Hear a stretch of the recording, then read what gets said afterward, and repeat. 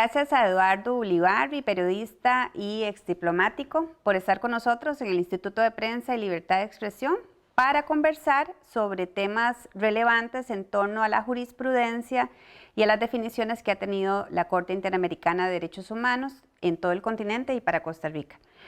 ¿Cuál es su opinión sobre ese rol de la Corte Interamericana? ¿De qué forma ha definido la forma en que ejercemos la libertad de expresión, prensa y el acceso a información en Costa Rica y en el continente?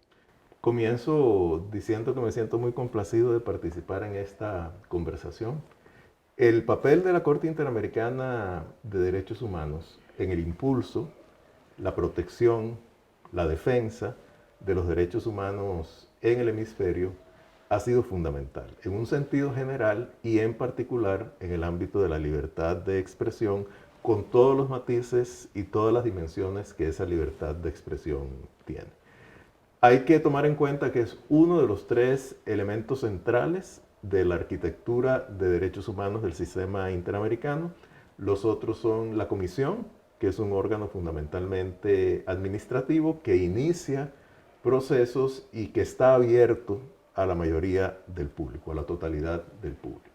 El otro elemento fundamental es la Convención Americana de Derechos Humanos, conocida como el Pacto de San José, porque precisamente se aprobó en Costa Rica en el año 1969, y de ella procede la Corte, que comenzó sus funciones después de la ratificación de la Convención por el número de estados que era requerido en 1979, en septiembre de 1979. La Corte tiene dos funciones esenciales. Una es jurisdiccional y la otra consultiva. La función jurisdiccional es decidir sobre casos que se le presentan en los que se alega que ha habido violación a los derechos reconocidos por la Convención Americana de Derechos Humanos.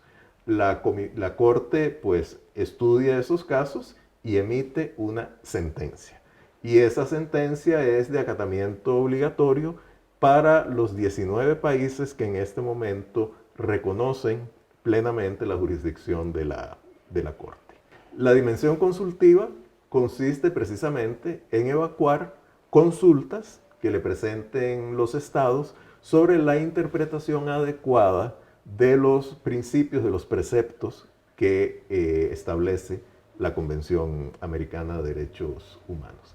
Además de esto, la Corte puede emitir lo que se conoce como medidas provisionales, que es ante lo que se supone que es un riesgo inminente para alguna persona o para alguna organización de ver violados sus derechos, incluso su integridad física. La Corte puede ordenar a los estados prescindir de alguna acción que se esté incubando en contra de esa persona o de brindarles protección. Mediante estos tres elementos y a partir del contenido de la Convención, la Corte ha venido interpretándola de una manera amplia.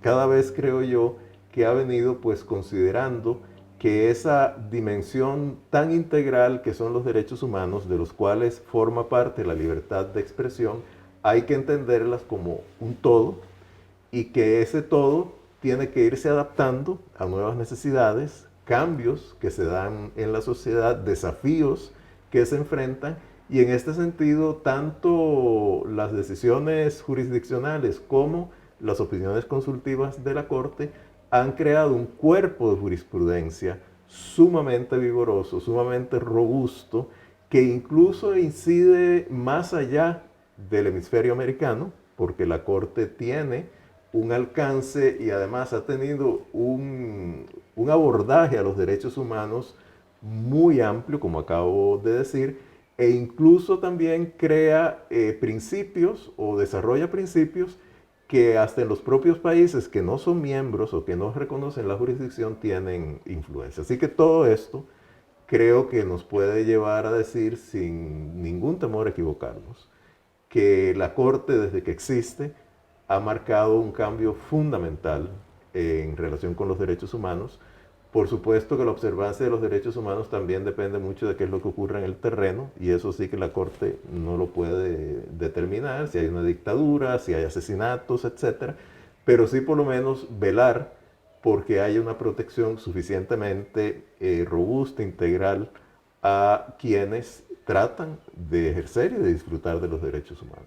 Y en los derechos de expresión e información, si usted tuviera que resumir esos grandes principios de esa jurisprudencia que se ha desarrollado, ¿cómo lo resumiría? Yo considero que hay, y espero tal vez no omitir ninguno, 9 principios fundamentales que la Corte ha venido desarrollando a lo largo del tiempo. Uno que es un principio bastante elemental, reconocido universalmente, es que la libertad de expresión es una condición indispensable para la democracia. O sea que así como sin democracia difícilmente puede haber libertad de expresión, sin libertad de expresión sin duda no puede haber democracia. Y esto es un principio casi que canónico que la Corte ha desarrollado y que se remonta a la opinión consultiva sobre la colegiación obligatoria, de la cual luego podemos hablar, de 1985, en la cual, por cierto, se establecieron otra serie de principios. Este es un elemento fundamental. El otro factor o el otro elemento o el otro principio es lo que se llama el carácter dual de la libertad de expresión. Esto quiere decir que la libertad de expresión tiene una dimensión individual. Yo como persona tengo ese derecho que me pertenece a mí en mi individualidad, pero también hay un derecho de la sociedad a que la libertad de expresión fluya, se manifieste, porque de esa manera la sociedad se beneficia. Entonces aquí tenemos el carácter social de la libertad de expresión y obviamente los dos caracteres están indisolublemente ligados. Pero digamos, uno puede suponer que en algún momento puede haber una libertad de expresión estrictamente individual que no impacta en el tejido social y la idea es que haya que tomar en cuenta ambas cosas. El otro principio se conoce como la necesidad imperiosa o restricción mínima de la libertad de expresión. Esto lo que quiere decir es que solo es tolerable, solo es justificable, solo es legítimo restringir la libertad de expresión si hay una necesidad imperiosa de la sociedad que es más importante, por lo menos en una coyuntura determinada, que la defensa o la observancia de la libertad de expresión.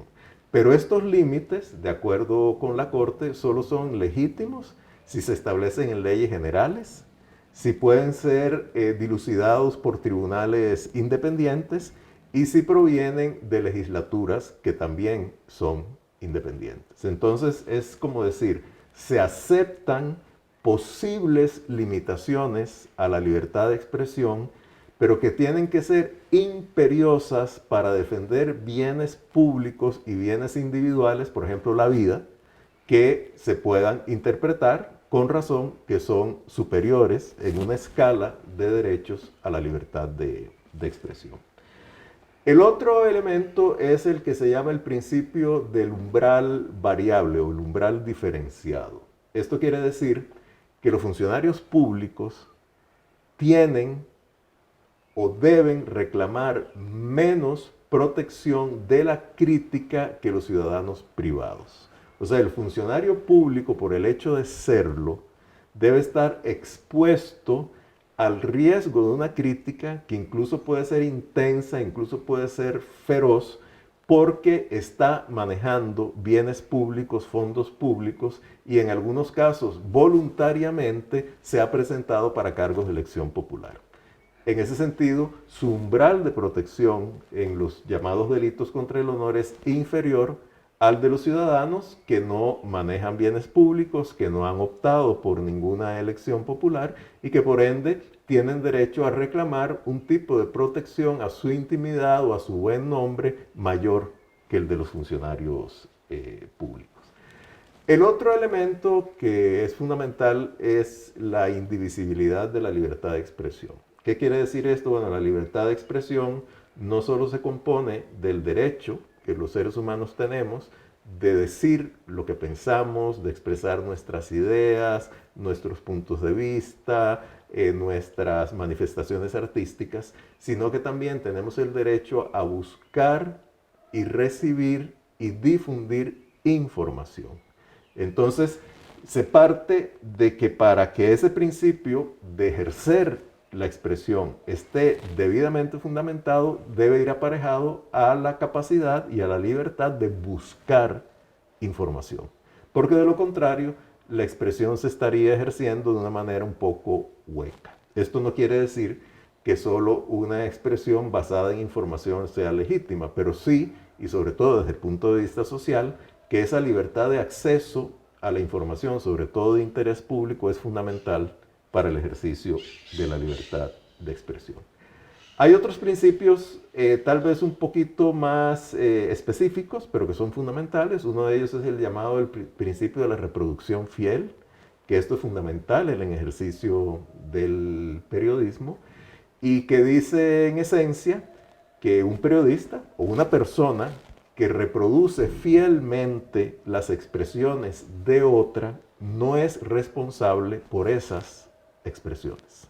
Un funcionario público puede decir algo, un periodista lo reproduce y el periodista no es el responsable de lo que dijo el funcionario público, sino el funcionario público.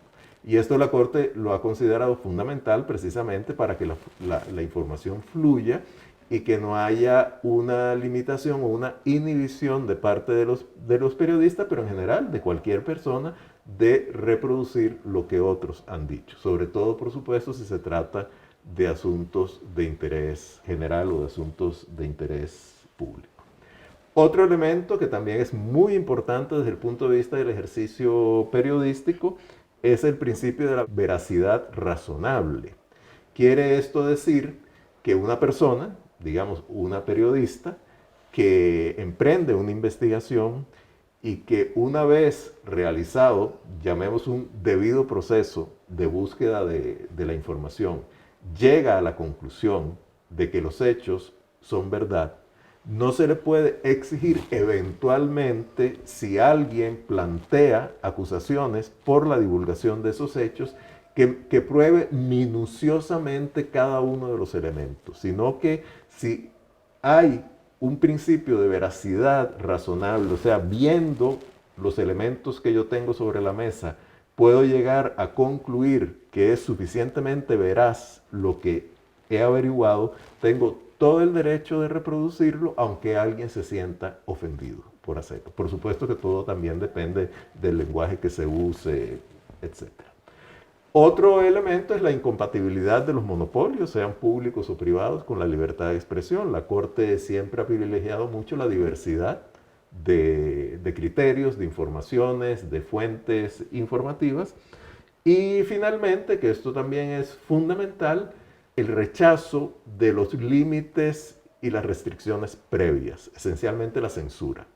O sea, cualquier violación que en el ejercicio de la libertad de expresión pueda existir, debe ser dilucidada con posterioridad a esa expresión. No se pueden, no son legítimas medidas que impidan la expresión, aunque sea incluso en aras de proteger la moral pública. Lo que se puede hacer, y hay casos en este sentido que han sido emblemáticos, es establecer criterios de clasificación, por ejemplo, de los espectáculos públicos para proteger a los menores, o principios también de imposibilidad de divulgar secretos de Estado, porque ahí hay un bien público muchísimo mayor. Pero son excepciones muy limitadas que la Corte pues ha establecido y sobre las cuales ha generado mucha jurisprudencia. Conversamos con Eduardo Ulibarri para el Instituto de Prensa y Libertad de Expresión en Costa Rica sobre las resoluciones y los principios que ha generado la Corte Interamericana de Derechos Humanos. Ahora le pediría como ir desgranando esos principios, don Eduardo, con el análisis de algunos casos que en su momento la Corte ha analizado. Hay un caso, casi siempre además estos casos se reconocen por los apellidos de las personas que estuvieron involucradas y contra el Estado o respecto al Estado al cual se refirieron. Está el caso del abogado Tristán Donoso respecto al Estado de Panamá. Este abogado recibe una condena penal y este caso es resuelto en el 2009 por la Corte Interamericana de Derechos Humanos y tiene que ver con la divulgación de comunicaciones privadas. Exacto. Sí, en ese caso, digamos que estaban de por medio dos reclamos fundamentales que habían conducido, digamos, a la condena de este abogado. Uno es que él se quejó porque se le hubiera intervenido sus comunicaciones privadas. Y el segundo elemento porque se hubieran divulgado esas comunicaciones.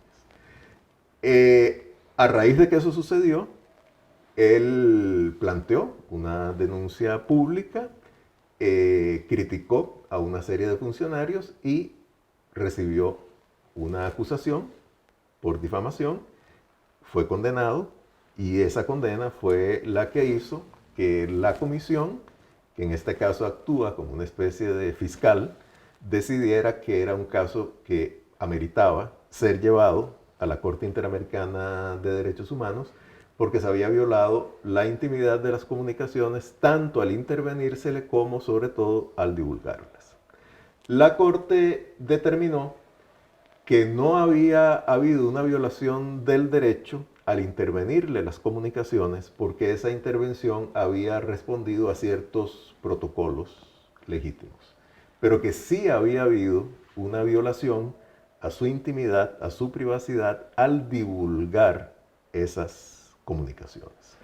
Lo cual es bastante compatible o absolutamente compatible con la doctrina internacional. O sea, si median justificaciones, por ejemplo, un proceso de investigación de un eventual delito para intervenir las comunicaciones de una persona y esa intervención se hace con una orden de un juez, siguiendo todo el debido proceso, la intervención en sí no es una violación de la privacidad. Ahora, si eso se diera a conocer, sí sería una violación de la privacidad. Sobre todo si los hechos que se dan a conocer no tienen que ver con un bien público, sino con asuntos privados.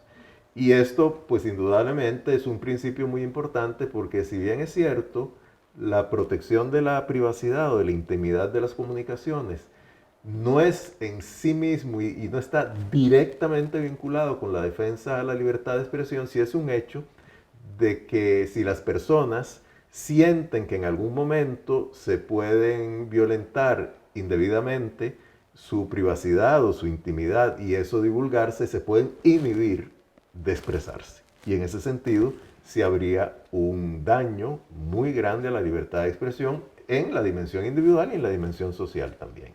Pero si ese derecho a la intimidad tiene relación con el caso de una persona que está ejerciendo un puesto público, las divulgaciones periodísticas serían, digamos, más aceptables o abiertas. Serían más aceptables, por ejemplo, en el caso de Costa Rica, mucho de lo que se ha sabido por el llamado caso Cochinilla es precisamente porque se han divulgado transcripciones de intervenciones judiciales. Técnicamente eso no es debido, digamos, un juez no debería autorizar eso, los abogados no deberían divulgar, pero una vez que eso se pone en el dominio público y es un hecho de interés público, ahí difícilmente un tribunal, por lo menos en una estructura de Estado de Derecho democrático, va a condenar a nadie, porque en todo caso la culpa la tendría quien filtra la información, quien rompe el secreto de un expediente judicial. Pero una vez que ese secreto está roto y la prensa tiene conocimiento de él, tiene todo el derecho a divulgarlo. Otra cosa sería si se trata de una conversación íntima sobre temas, no sé, de relaciones íntimas de dos personas. Aunque eso esté en el contexto de la investigación de un delito, eso sí sería una violación flagrante a la intimidad de las comunicaciones. Usted mencionaba ahora que el funcionario público o la persona que aspiró y ocupa una posición de elección popular tiene que tener una mayor apertura a la crítica. A partir de eso, háblenos del caso Kimball en Argentina. Sí, ese caso también es muy emblemático porque se trata de un periodista que publicó un libro en el que criticaba el manejo de una serie de casos en Argentina vinculados con derechos humanos, por cierto, por parte de un juez. Este juez se querelló en su contra, fue condenado en una primera instancia, el periodista pues apeló y fue condenado nuevamente bajo el concepto de que había afectado el honor y el buen nombre de ese juez.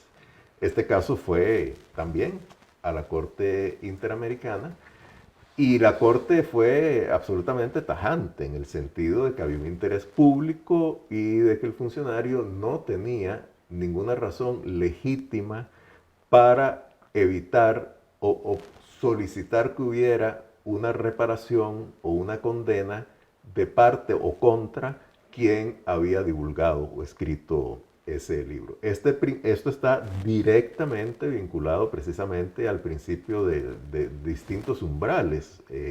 Probablemente si eso hubiera sido una revelación sobre, no sé, un caso que sucede en la intimidad del hogar, pues probablemente ahí sí la Corte habría aceptado la legitimidad de la condena, pero en este caso no. Y hay muchísimos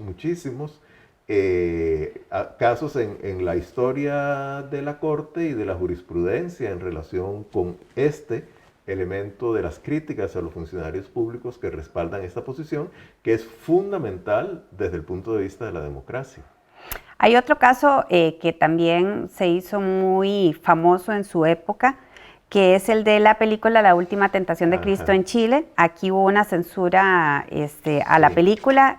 ¿Qué ha definido la Corte sobre la censura ante la crítica a raíz de este caso? Ese es un caso realmente ejemplar, porque así en síntesis, la Constitución de Chile establecía la posibilidad de censura previa en el caso de espectáculos públicos.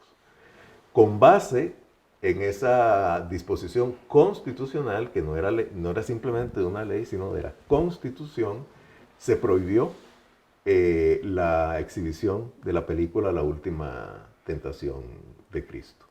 Este fallo de una oficina o de un tribunal, no recuerdo muy bien, de censura en Chile fue apelada a la Corte Suprema de Justicia por los afectados, quienes se consideraron afectados por ella, y la Corte la ratificó fundamentalmente bajo el concepto de que era un principio constitucional y había que respetarlo.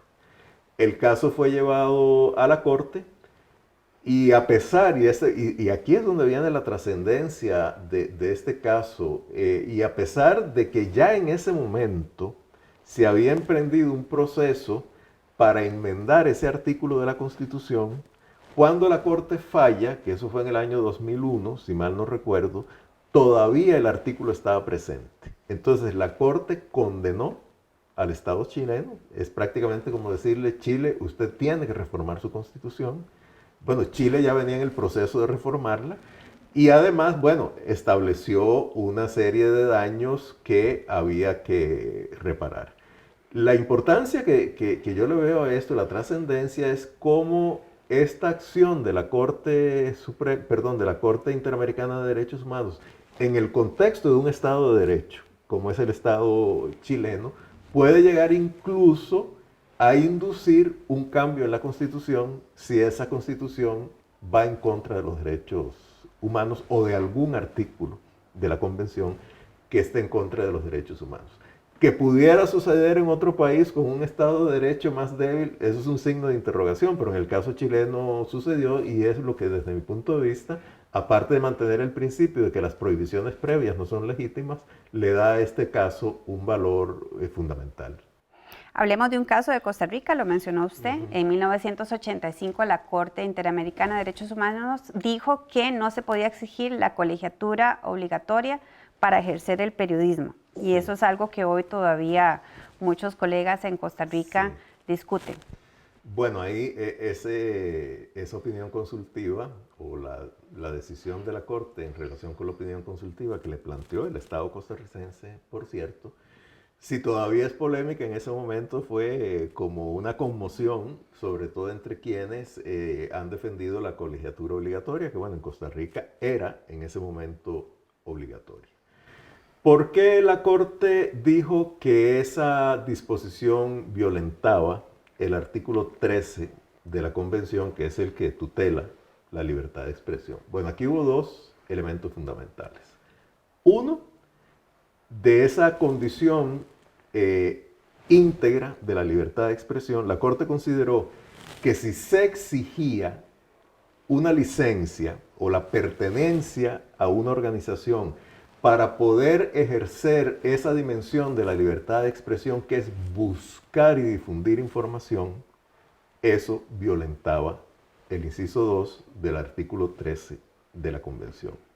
Porque, por lo menos técnicamente, solo un ciudadano que perteneciera al Colegio de Periodistas, y para pertenecer al Colegio de Periodistas había que tener un título universitario en la materia, podía ejercer ese derecho humano, que es buscar y difundir información. Y esto se vincula mucho con el otro principio, que es el no exigir requisitos previos para el ejercicio de la libertad de expresión, y el requisito previo sería la colegiatura obligatoria.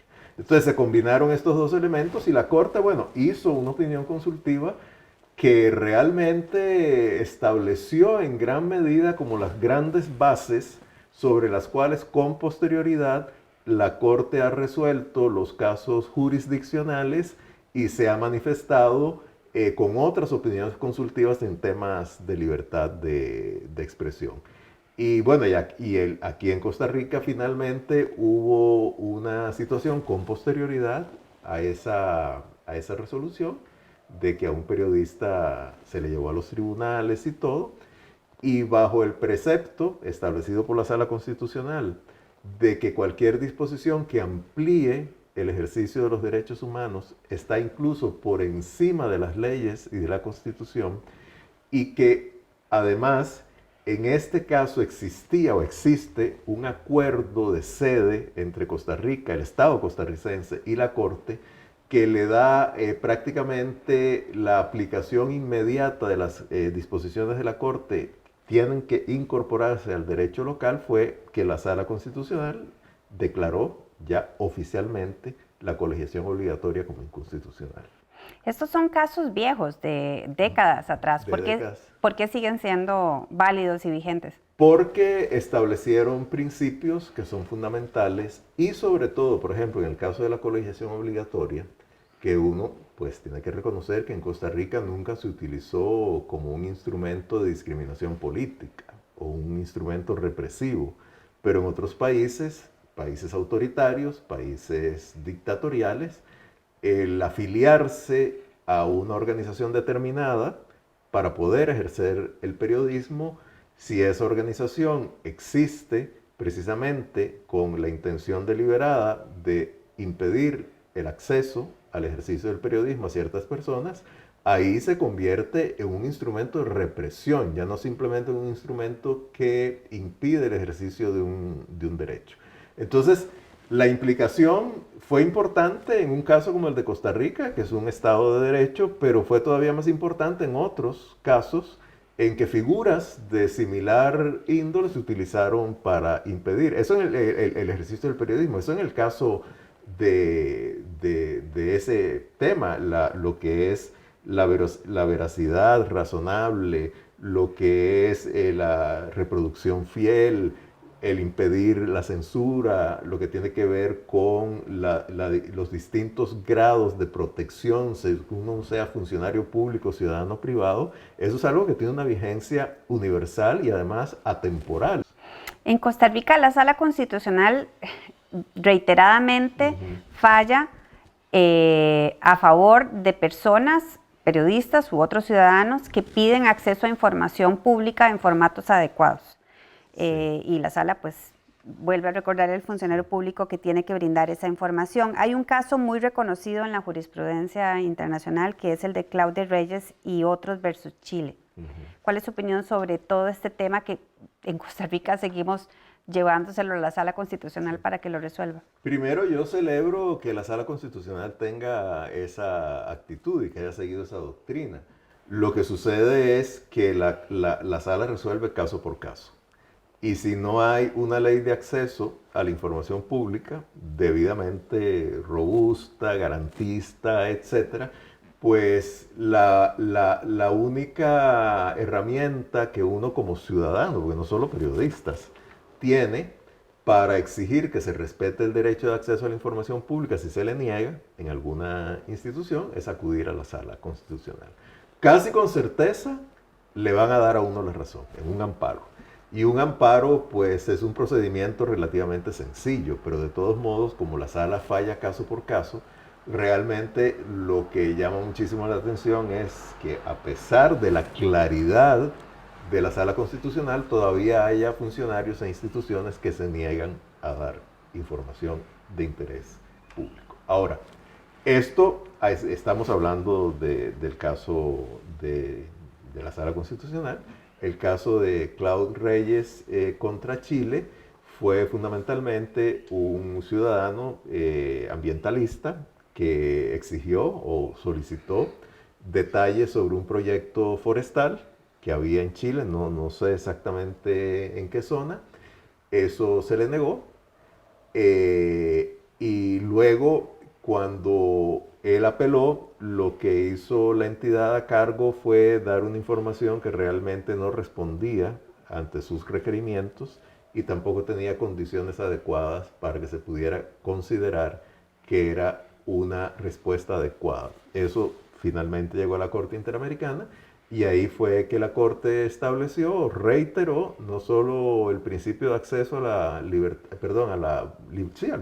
de información o de acceso a la información pública, sino también que para que ese derecho se consolide, la información debe ser divulgada en formatos razonables que le permitan a la persona, pues, entender esa información. También se parte de que si el Estado incurre en costos para entregar esa información, el interesado es el que debe incurrir en esos costos, porque no se le debe encargar al conjunto de la sociedad, sino a la persona que tiene el interés específico, lo cual a mí me parece lógico. Pero de ahí proviene mucho de ese principio que ha seguido la Sala Constitucional y que dichosamente, pues, ha venido ampliando o mejorando la actitud de los funcionarios públicos, pero todavía existen casos, ¿verdad? A cada momento. Y a veces hay casos que no son tan sonados porque son nacionales. Se da mucho, según me han comentado algunos magistrados de la Sala Constitucional, en una escala municipal. Por ejemplo, municipios que se niegan a divulgar un plano, a divulgar un plan de reordenamiento territorial, etc. Y entonces ahí el ciudadano acude, la sala responde, normalmente le da la razón, pero nada de eso trasciende, pues son casos muy específicos.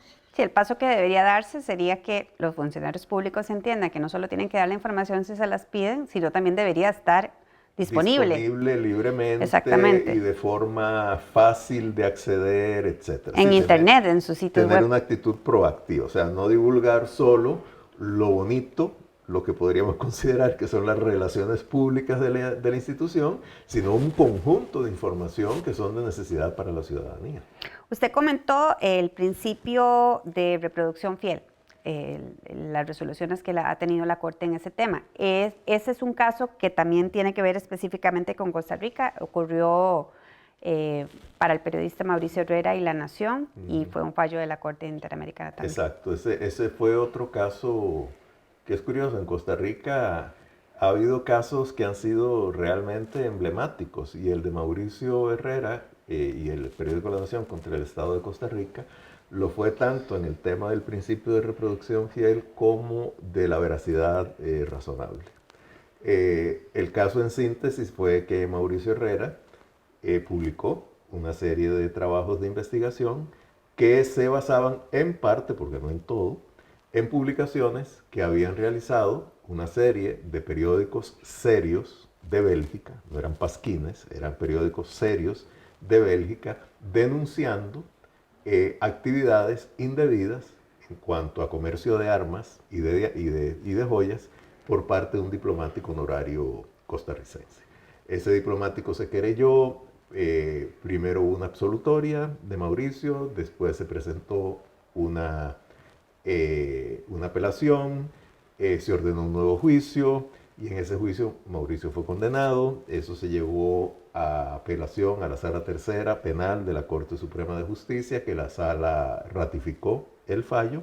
Agotado el procedimiento nacional, se acudió digamos, los querellantes, Mauricio y el periódico La Nación, a la Comisión Interamericana de Derechos Humanos. La comisión hizo gestiones para que el Estado de Costa Rica rectificara, pero bueno, la comisión no tiene una fuerza jurisdiccional y entonces la comisión, actuando como fiscal prácticamente, como instructor del caso, lo presentó a la Corte. Y la Corte falló a favor de los querellantes, perdón, y ahora hay un tercer elemento al que me voy a referir, diciendo, bueno, número uno, que Mauricio había realizado publicaciones que eran de interés público, que había reproducido fielmente lo que esas publicaciones belgas habían dicho, que había ejercido un debido proceso, digamos, había aplicado normas de veracidad que eran totalmente razonables. También, que es otro elemento, que no había actuado con malicia, o sea, no había dolo, que es otro principio fundamental. Y entonces, con base en eso, la Corte decidió pues, condenar al Estado costarricense. Y además hubo un quinto elemento muy importante, y es que dijo que no se había, que la legislación costarricense no garantizaba una apelación plena, porque la Sala Tercera hasta ese momento solo veía asuntos de derecho. O sea, yo me sentía vulnerado por una condena, acudía a la Sala Tercera y la Sala no revisaba los hechos, sino nada más el derecho, que se hubieran aplicado bien las leyes. Y lo que dijo la Corte es que Costa Rica tenía la obligación de establecer la posibilidad de una apelación plena en casos penales. Y eso es un tema que trascendió a la libertad de expresión y que, bueno, se tomaron las medidas del caso internamente para solucionarlo. Usted mencionó ahora con este caso el debido proceso en el periodismo, la técnica, seguir los pasos. Habló del dolo. Hay un caso muy reconocido en los años 60, en el siglo pasado, sí, en Estados Unidos. Si pudiéramos hablar sobre lo que significa este concepto de real malicia. Ese fue un caso de New York Times versus Sullivan, que terminó en la Corte Suprema de Justicia de Estados Unidos, después de que el New York Times había sido condenado en instancias estatales, supuestamente por haber difamado a un funcionario, si mal no recuerdo era de Alabama o de Georgia, eso no lo tengo muy claro, en un caso vinculado con derechos civiles. Bueno, el New York Times llevó el caso a la Corte Suprema de Justicia y la Corte, si mal no recuerdo, fue en 1964, dispuso lo que a partir de entonces se ha convertido como un punto de referencia universal, por lo menos en las jurisdicciones democráticas del mundo, que es precisamente lo que podríamos llamar el principio de razonabilidad y el principio de real malicia. ¿Qué quiere esto decir? Bueno, primero, sobre todo tratándose en el caso de funcionarios públicos, que hay que demostrar que un periodista, por ejemplo, o un ciudadano, no solo incurrió en una falsedad, o sea, que dijo algo que no era cierto, sino que lo dijo porque demostró un absoluto desdén por la verdad. Eso en inglés se dice reckless disregard for truth, o sea, un absoluto desdén por la verdad. Y que eso se tiene que demostrar para que pueda haber una condena. Y esto tiene que ver mucho precisamente con el principio de razonabilidad de la veracidad o de la veracidad razonable y precisamente del debido proceso en el ejercicio o en la búsqueda de la información, porque en la medida, primero que el debido proceso en la búsqueda de información es un principio ético, es un deber ético del periodismo. Pero hagamos eso a un lado simplemente por argumento. Aunque no existiera como principio ético, es una forma de defenderse uno y demostrar que no actuó con malicia. Digamos, en la jurisdicción nuestra eso se conoce como dolo, el principio que hay una intención de dañar. Entonces, si uno no tiene la intención de dañar, de acuerdo con esa jurisprudencia de Estados Unidos, si no se ha demostrado, y la carga de la prueba la tiene quien acusa, no quien se defiende. Si no se ha demostrado que se ejerció que hubo un desdén absoluto por la verdad, no se puede condenar. Y eso ha sido fundamental en Estados Unidos y de ahí se ha trasladado con distintos nombres, pero el principio en sí se ha trasladado a otras legislaciones y a otras legislaciones, jurisprudencias alrededor del mundo. Perfecto. No quisiera terminar la conversación sin que usted opine sobre un tema sobre el cual hay mucha discusión y que tiene que ver con el derecho al olvido, a propósito de esto que ocurre ahora con este registro pues, histórico prácticamente que tenemos a través de Internet. Sí, eso es un principio muy complejo, ¿verdad? Primero, en el sentido de si se debe aplicar universalmente y sin excepciones. Bueno, primero si se debe aplicar o no. Y si uno concluye que se debe aplicar, ¿en qué casos? O si debería ser de aplicación absoluta. Yo creo que sí tiene sentido de aplicarse en ciertos casos. Y que más o menos, desde mi punto de vista, muy preliminar, lo que debería existir como criterios para aplicar el derecho al olvido son más o menos los mismos criterios que existen para defender la libertad de expresión. O sea, si se trata de asuntos de interés público, ahí, desde mi punto de vista, no debería haber derecho al olvido. Si se trata de asuntos íntimos, de asuntos personales, de alguna barbaridad que yo cuando era joven publiqué y que yo quiero que eso desaparezca de las redes, yo creo que ahí sí habría un derecho. El asunto es, el segundo tema es si eso es técnicamente viable, ¿verdad? Porque en algún lugar en el universo cibernético eso va a estar y alguien lo puede encontrar. Pero el asunto es tal vez que aquí los proveedores de contenido, las plataformas digitales, sean las que tienen la responsabilidad. Si a pesar de eso, yo, ciudadano, guardé un registro y después yo lo quiero filtrar, lo filtro. Entonces, bueno, ahí eventualmente uno podría ser responsable ulteriormente por el daño que pueda hacer, pero eso es lo que yo me atrevería a decir sobre el derecho al olvido en este momento. Bueno, muchísimas gracias a don Eduardo Ulibarri por esta conversación tan rica y esperamos en el IPLEX pues tener futuras conversaciones sobre casos que ojalá tengan que ver con este fomento a los derechos de libertad de expresión, acceso a información en Costa Rica y en todo el continente a partir de fallos de la Corte. Un gran gusto. Muchas gracias.